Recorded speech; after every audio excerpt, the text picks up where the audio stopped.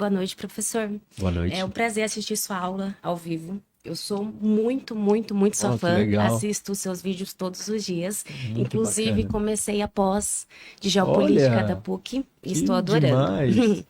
Queria fazer uma pergunta, se você acha que dá para imaginar o futuro, se você consegue imaginar, dá para imaginar se os Estados Unidos pode deixar de ser uma grande potência. Se sim, o que poderia levar a isso, se já estão a caminho disso? E é isso, muito obrigada.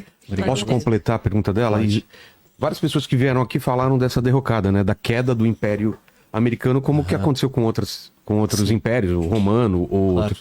A gente tá no meio disso e por a gente estar muito em cima, a gente não consegue perceber? Ou isso não é uma coisa definitiva?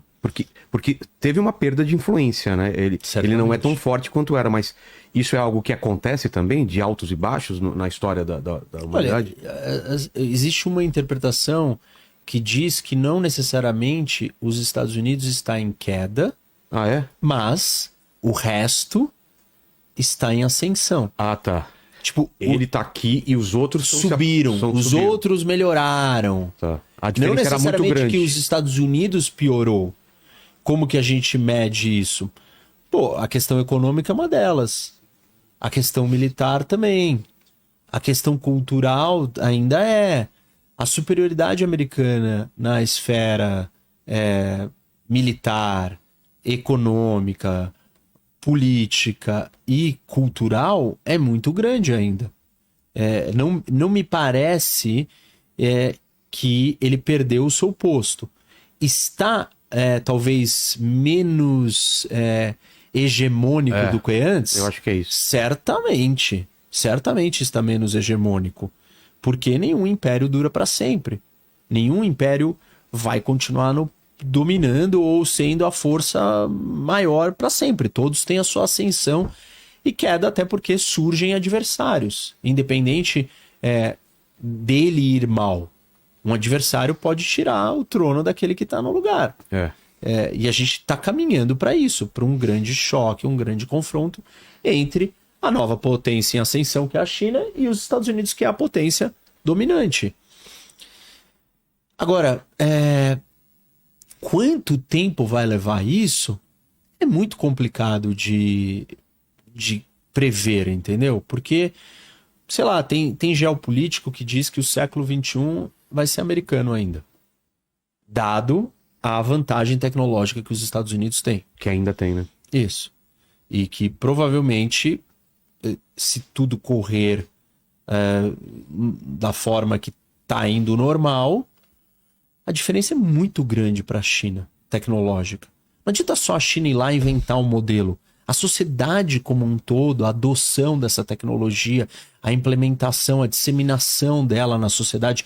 Qual sociedade está mais preparada? Não é as pessoas na rua usando o celular, não é isso.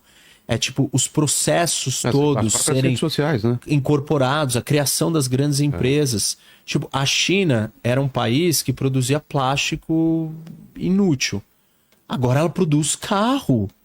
Isso é um grande salto. Quando uma nação começa a produzir carros, ela entra num outro Patamar. num outro status de potência econômica. Mas ela ainda não produz as empresas todas de tecnologia que são disseminadas e usadas pelo mundo inteiro, como os Estados Unidos produz. E os Estados Unidos foi correr atrás e foi reinventar a indústria automobilística com o Elon Musk, com a Tesla.